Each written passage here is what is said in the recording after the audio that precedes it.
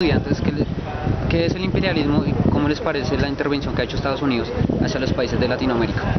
Bueno, primero hay que decir que yo recojo mucho lo que dijo Lenin en 1905 sobre el imperialismo. Él decía que el imperialismo es la fase superior del capitalismo y digamos que hizo todo un desarrollo académico, económico y político frente a ello.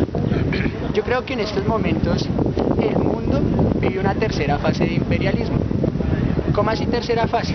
Pues la podemos dividir, si se puede dividir en tres. La primera fase viene, digamos que hasta 1919, en donde pues viene de punta el imperialismo norteamericano y digamos que en Europa también viene el imperialismo inglés, digámoslo así, de Inglaterra.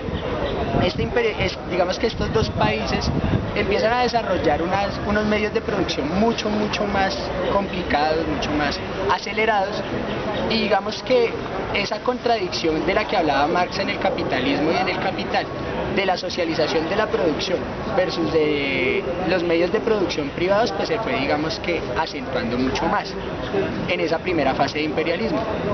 La segunda fase del imperialismo, que viene desde 1919 hasta 1900,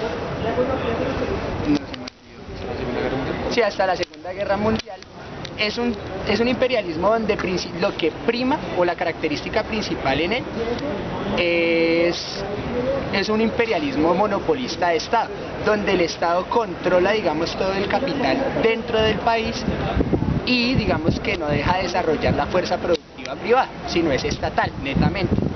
Una tercera fase empieza en 1989 y es con la caída del bloque soviético, donde ya empieza un país como Estados Unidos a generar una mayor envergadura y un mayor hegemonismo y un mayor control imperial en todo el mundo, y se convierte como una potencia monopolista única en el país y en el mundo, ¿cierto?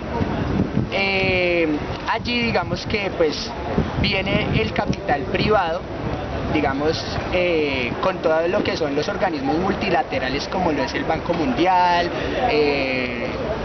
lo que es la Confederación Internacional del Comercio, y digamos que empiezan a desarrollar todas unas políticas económicas en términos de lo privado. Eso digamos que es en términos generales lo que nosotros consideramos, o lo que yo considero como imperialismo, y digamos que cómo se vive aquí en Colombia. Sí, era esa la segunda pregunta. ¿O a nivel de América Latina? O a nivel de América Latina.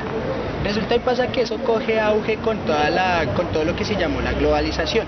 Entonces la globalización imperialista, que es la tercera fase, digamos que se caracteriza precisamente por un control hegemónico de Estados Unidos, creando un mundo unipolar, y digamos que ahorita más adelante un mundo multipolar con China y todos estos países también económicamente grandes, donde digamos que empieza como a darse una apertura económica a nivel mundial. Entonces ya es muy fácil conseguir elementos de China aquí en Colombia, elementos que principalmente digamos que la economía internacional o la economía de la globalización lo que ha permitido es que países imperialistas o países que tienen una producción mayor pues se hayan metido en colonias o en neocolonias como Colombia, como digamos que todo Sudamérica, y hayan hecho lo que se les haya dado la gana.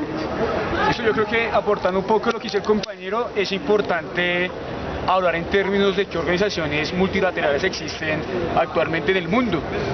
Básicamente hay unas supremamente importantes, como son el Fondo Monetario Internacional, el Banco Mundial, la OEA y la OCDE, que de una u otra manera, aunque se piensan como organizaciones multilaterales democráticas o por lo menos de vinculación de varios países que existan en el mundo, tiene mayor participación de los Estados Unidos.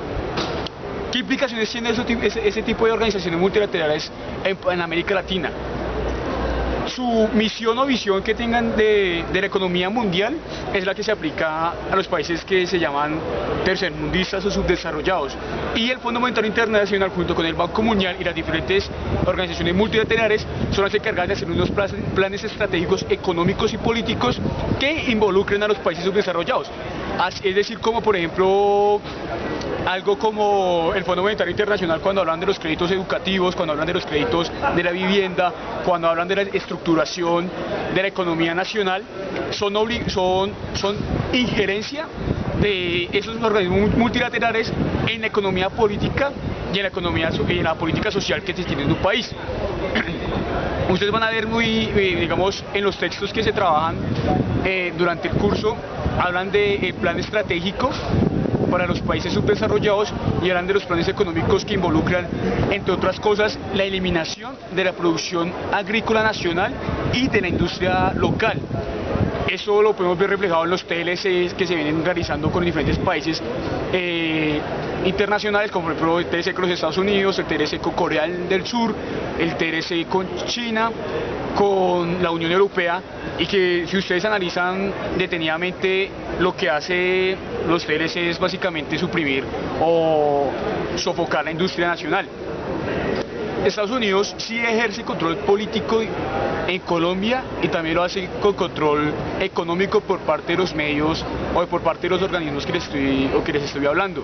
¿Por qué? Porque dentro de las multinacionales la dirección están estadounidenses, porque en el Fondo Monetario Internacional está la dirección estadounidense, dentro de la OEA tiene un peso político muy importante los Estados Unidos, y otros países también ejercen un tipo de políticas de presión hacia los diferentes países. No lo vemos directamente, por eso nosotros en algunos momentos, nosotros específicamente hablamos que Colombia es un país neocolonial, una neocolonia de los Estados Unidos, del imperialismo norteamericano, y que tiene unos rasgos bastante particulares dentro del capitalismo burocrático, y que aún tiene tendencia o unas obras del ciberfeudalismo.